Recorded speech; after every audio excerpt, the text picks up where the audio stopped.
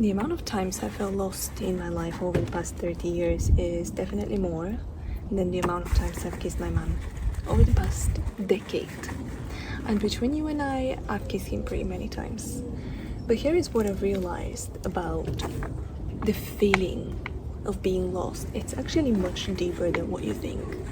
It's much deeper than just having lost the direction or not knowing who you are or not resonating with your life the way it is. It is actually an initiation. It is an invitation to descend deeper into who you are and meet parts of yourself that you have single-handedly closed off as a method and as approach towards surviving. And if this resonates with you, in this episode, in this video, I am going to share with you what were the steps I took to use that sense and that feeling of being lost as a way of discovering myself on a much deeper level, on a level that I didn't even know existed. And as a start, I want to share a little bit of my story so that it kind of fills the gap as to why you should trust me and why you should believe into what I'm saying. Long story short, I grew up in a small Eastern European country. I am originally from Bulgaria, and I grew up in a family environment where my parents were splitting up and going back to each other and splitting up and going back to each other. And that was like this vicious cycle that my brother and I witnessed as children. And as being the older sister with having a younger brother, I felt like I unconsciously took the role to switch off my personality, my identity, and become the child that is no bother, the good girl, the so-called good girl. My dad was in and out of our lives for many years, and my mom was striving for perfection. And I feel that this kind of additionally contributed towards me molding myself into the girl who is just the example. Like, I was playing a piano. I started with ballet at 5. And then I started playing piano. I was taking singing classes. I was doing maths classes and Bulgarian literature classes and English classes. And then I went to a French language school. Then I moved to the UK to study law at university. And then I found myself a job in a government agency. With being a foreigner, that was like a huge thing. And let me tell you, none of that I ever resonated with. If anything, throughout my entire life up until a couple of years ago, I was feeling in so much resistance with myself. And I never felt like any of those achievements were actually mine. I never felt like none of what I was doing, none of what I was achieving, what I was meeting as goals, felt like something that I could be proud of. When I moved to the UK, which is when I was 18, a little after that, I met a man. And that man turned to be the catalyst of my life and help me reawaken my feminine energy. Not in a milk and honey way, as most of us girls dream, to find the Prince Charming who is gonna do everything for you. Just between you and I, there is no such story. But regardless, when we met, we started going into cycles, just like my parents did, on and off, on and off, on and off, and feeling so intense about each other. But all the fears and all the insecurities that we had would push us away, and then we would come back to each other, and then, we would keep repeating this story until my dad passed away. And when that happened, I kind of realized that the dynamic that my man and I were repeating and going into was actually mimicking the relationship I had with my dad. It was about wanting his love and wanting his attention and wanting his admiration and wanting his presence. And the more I was wanting it, the more it was running away from me. And when my dad passed away, this was such a actually, mind is not the right word. It was such a transformative period because I was going through all these realizations that healing my relationship with the masculine energy begins with my dad, but my dad has just passed away. So how do I go about it? How do I go about finding peace and finding forgiveness for myself and my dad when I know that having a conversation with him, just like I'm having a conversation with you now, is never going to be possible? And this is when so many pieces of the puzzle started coming together. And this is when I consciously started embracing my feminine energy journey. And I realized that it's not about having a physical conversation with somebody and having their forgiveness or asking for forgiveness. It's about the relationship that you have with yourself, because everything that you are is everything that shows up in your 3D life, in your physical life. In that process of inner healing and doing shadow work and disconnecting myself from everything and anything that I felt like didn't carry my frequency, my authentic core frequency, I started discovering so many passions. My passion for astrology, my passion for tarot, my passion for esoterics, for the occult, for the universe, for the universal laws, for spirituality. And let me tell you, all of that as a process, as a journey of my inner healing, actually became naturally parts of my identity. It was clicking so much that it felt like this is home, this is where I belong, this is who I felt like I've always been deep inside, but I was suppressing that. And this is how my whole journey and my whole transformation naturally evolved into my work, into what I do right now, into what I do with women, into what I do with myself. It all began by going back to the girl, to the inner girl that was forced to switch off her identity, to close off her identity as a matter of survival, because she learned that it wasn't safe to be herself. The steps that I actually took, there are actually three very bizarre steps that I took at the time of having those realizations, were very simple and something I'm sure that you've already heard of many times. It's what I call the 3P formula. P as like the letter P for Peter. And the first one stands for peace. You've got to find your own peace. You've got to return to peace. And what is peace? Peace is being present. It means that you give yourself the permission to slow down, to notice what's surrounding you. You know, I was having a conversation with a dear friend of mine the other day, and we were talking about this. I was giving her an advice about something that she was sharing, and I told her I often go to the park or go in nature for walks with no music on, because I like to be surrounded by the noise and the frequency and the sounds of nature. So that could be like the birds chirping, and you can hear the different songs.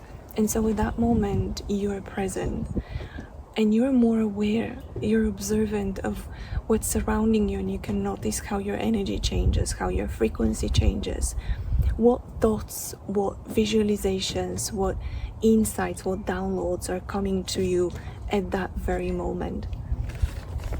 When I began my journey on a very conscious level, when I had all these realizations and I had told myself that, you know, this cannot carry on any longer, like I have to find peace for myself, I have to find forgiveness for myself and for my dad, and I have to let go of all these emotions because this is hurting me, it's hurting my relationship with men, it's hurting the way I view the world, it's hurting the way I feel pleasure, the way I feel related to myself. And switching off anything and everything that was disturbing my peace became so vital and so like inevitable and part of what I do.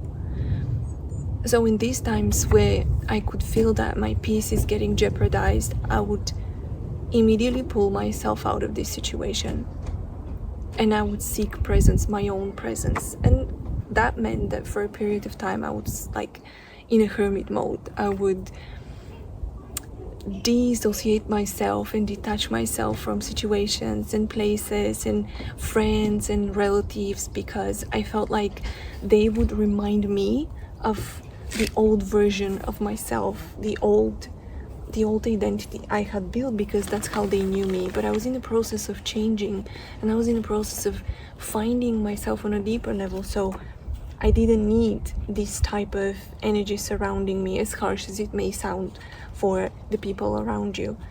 And so finding peace, it's like allowing yourself to come to your original settings, put it that way. And at first it may sound lonely, it may feel like you are lost, or you are purposely depriving yourself from others and your attention and your energy from others. But this is exactly when you can hear yourself, because your voice is the core of your feminine energy. When you learn to speak your voice, and when I say learn, I don't mean in a masculine, rigid, harsh way. I mean when you come to a place of just removing the filter, and you start to speak your truth, you can notice almost straight away how your environment changes. Everything changes. Your energy changes. The heaviness that you feel in your chest and in your throat and overall in your body, it just starts to dissipate, and you start to feel so much lighter, because your voice carries a frequency of your own energy, of your, like, if you think of your name as a whole universe, of your energy as a whole universe, your voice carries almost like the core of that frequency. So that was the first step. The second part of the journey, or the second step, is inviting passion into your life, and that's a very big one for women, especially for the feminine. Passion is like the fuel for your soul as a woman. It is what lights you up. When you're passionate about something, you create without holding yourself back. You create from a place of feeling so connected and feeling so rooted into what you do, because there is an energetic return of investment. I remember when I started consciously embodying my feminine energy and tapping into this world of finding the truth, I started doing so many things that I felt passionate about. I remember one of the things was I started painting, and painting has never really been something that I've been into skills wise. I don't think I have the skills to paint, as in like talents. Probably skills you can develop, but talent is something that's a God given. You either have it or you don't. And I've always liked the idea of painting. And I remember I was sitting in my living room.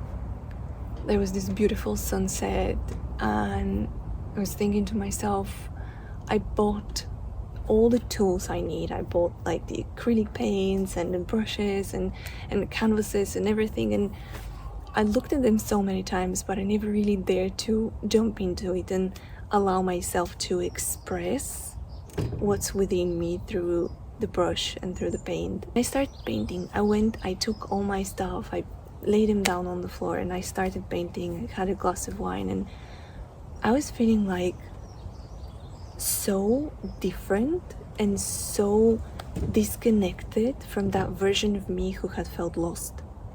I felt nudged to try something that I had never done before and just observe the way my whole energy, my whole body reacts to it, and what chemicals are starting to be fired within me, and how did that make me feel overall. There were so many things that I tried that I felt passionate about. One of them was also cooking and baking and getting into healthy lifestyle, let's put it that way. Not because I ever intended to make a career out of it or to make a living out of it, but because these were things that just felt like I want to create. I feel like there is a specific cake or a specific dessert that I want to have, and I want to make it myself. And I promise you, when you start to create with passion, everything changes for you as a woman, which leads me to the third step. And this is one of the most important steps. I promise you, the most important. And that is inviting pleasure into your life. Pleasure, when I say pleasure, think of your womb center as a woman. This center that brings life. And when we talk about pleasure, we talk about any type of pleasure. That's emotional pleasure, mental pleasure, physical pleasure, sexual pleasure. The feeling of these creative juices flowing through your body, no matter what you do.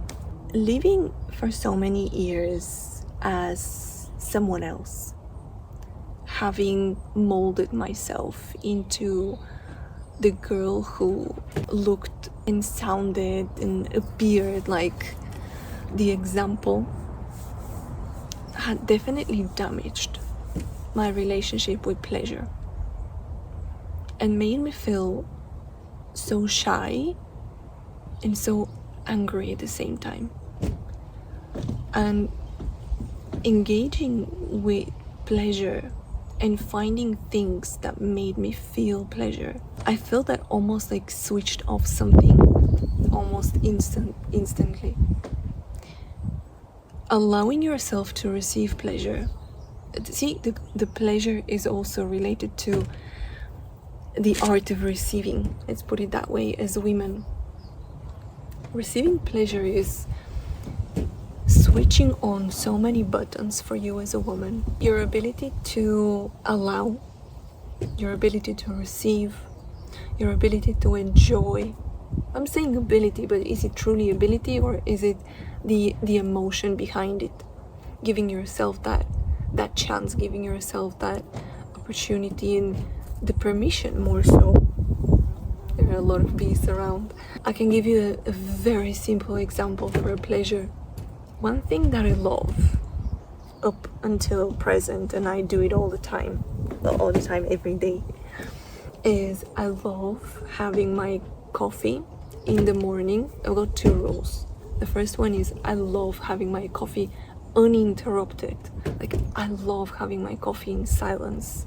It's like a ritual. It's a ritual of connecting with myself. It's time I spend with myself, and having that in silence gives me the opportunity to allow any thoughts, any ideas, any visions, any insights to come through.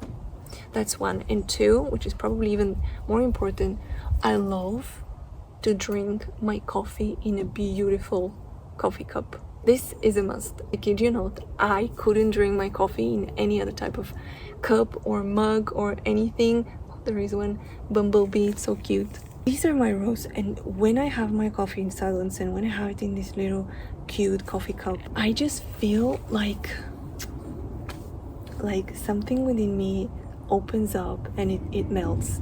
If I have any tension, if I feel stressed, if I feel any heavy emotions or anything, I feel like these 10, 15, 20 minutes that I give myself to do precisely this, in the way I described it, it's like allowing everything to melt away and making me just feel so tuned into my creative center, into being ready to accept, to receive, to explore, to feel engaged with myself. The point here is that when you bring peace into your life, when you allow yourself to be moved through passion, and when you allow yourself to feel pleasure, to receive pleasure in any way possible, in any way that you're ready to accept it and you feel like you want to accept it, everything changes. And so how do we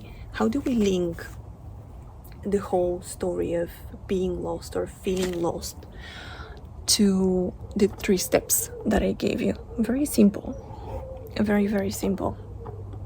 It's starting to get a little too hot here. I'm done with repotting my 2 plants. I just need to water them. But let's go back to how do we link and what is the correlation? When you feel lost, think of it that there is a fork on the road, and the moment when you feel lost is just before the 2 paths separate.